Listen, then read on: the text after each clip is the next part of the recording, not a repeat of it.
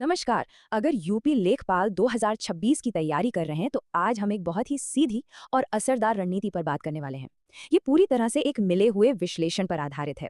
तो चलिए सीधे उस सवाल पर आते हैं जो शायद हर तैयारी करने वाले के मन में घूम रहा है। दिन भर ऑनलाइन वीडियोस में कंटेंट में बिजी तो रहते हैं, पर क्या इससे सच में कोई नतीजा निकल भी रहा है? ये एक बड़ा सवाल है।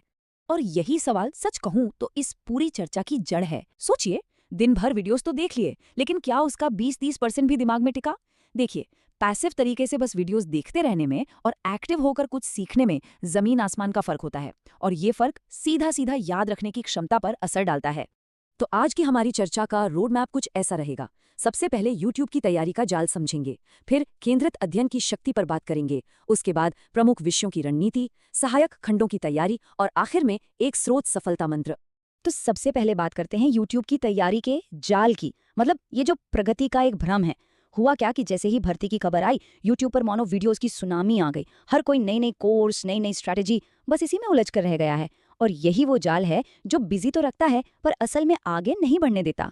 और इस बात पे जरा गौर कीजिए। हालत ये है कि कई लोग जो दिन भर वीडियोस देख रहे हैं, उनसे अगर 100 नंबर का पूरा सिलेबस पूछ लिया जाए तो वो भी ठीक से नहीं बता पाते। अब सोचिए, अगर तैयारी की नींव यानी सिलेबस ही दिमाग में क्लियर नहीं है, तो फिर ये दिन भर की मेहनत आखिर जा किस दिशा में रही है? ये इस तरीके की सबसे बड़ी कमी को दिखाता है। तो फिर इस जाल से बाहर निकलने का रास्ता क्या है? जवाब बहुत सीधा है। वीडियो की इस भीड़ से हटकर वापस अपनी किताबों की तरफ लौटना होगा, क्योंकि किताबें ही हैं जो ज्ञान की एक मजबूत, एक स्थायी नींव तैयार करती हैं। और ये लाइन इस पूरी रणनीति का सबसे बड़ा सच है। किताब से पढ़ी गई जानकारी दिमाग में ज्यादा स्थायी रहती है। देखिए, हमारा दिमाग जो है ना, वो पढ़ी हुई जानकारी को वीडियो में देखी या सुनी गई जानकारी से कहीं ज्यादा बेहतर तरीके से पकड़ता है। ये एक साइकोलॉजिकल फैक्ट है और इसी को तैयारी का आधार बनाना होगा। यहाँ पर देखिए, दोनों तरीकों का फर्क कितना साफ साफ दिख रहा है। एक तरफ है वीडियो का ओवरलोड, जिसमें बस देखते जाते हैं, कुछ याद नहीं रहता और भटकाव तो अंतहीन है। और दूसरी तरफ है किताबों से फोकस्ड स्टडी, जिसमें एक्टिव होकर पढ़ते हैं, सीखा हुआ परमानेंट होता है और सबसे बड़ी बात, सोर्स लिमिटेड होता है, जिसे बार बार दोहराया जा सकता है। रास्ता कौन सा चुनना है, ये बिल्कुल साफ है। तो मूल सिद्धांत क्या है? बहुत सिंपल है। महारत हासिल करने के लिए एक लिमिटेड सोर्स को कई बार पढ़ना है। सफलता का राज 100 अलग अलग किताबें एक बार पढ़ने में नहीं है, बल्कि एक अच्छी किताब को इतनी बार पढ़ने में है कि उसका एक एक पन्ना दिमाग में छप जाए। चलिए, तो अब इस सिद्धांत को परीक्षा के उन बड़े सब्जेक्ट्स पर लागू करके देखते हैं जहां से सबसे ज्यादा नंबर खींचे जा सकते हैं। सबसे पहले बात करते हैं 20 नंबर वाले यूपीजीके की। इसके लिए ये 4 स्टेप्स का प्लान समझ लीजिए, पत्थर की लकीर है। पहला, सोर्स। पीवाईक्यूजी कोई एक किताब पकड़ लीजिए, यूथ की हो, ज्ञान मुद्रा की हो, कोई भी एक। दूसरा, तरीका। उसके सवाल जवाब और एक्सप्लेनेशन पर पूरी पकड़ बना लीजिए। तीसरा, दोहराओ।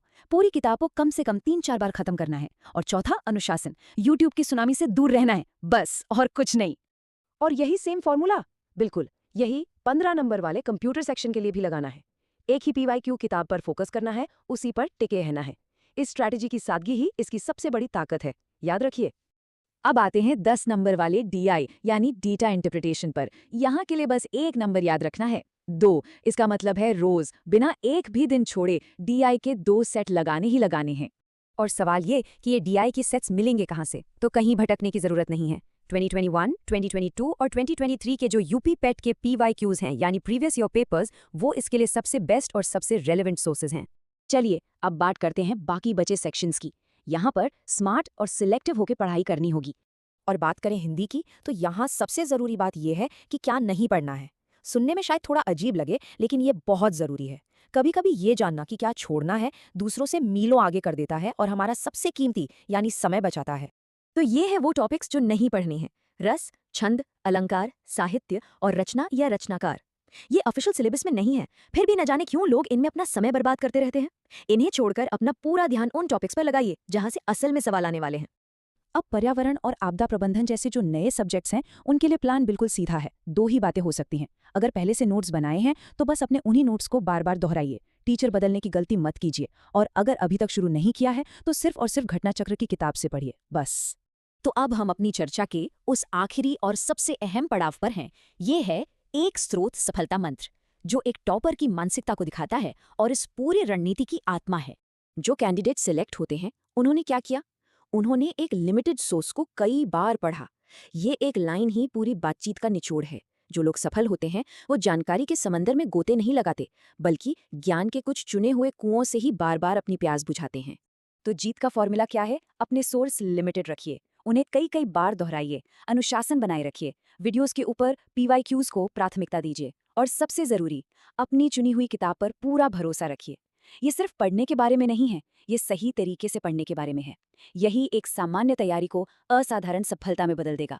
और आखिर में ये सवाल हर तैयारी करने वाले के लिए है, क्या शोर के बजाय फोकस को चुनने के लिए तैयार हैं?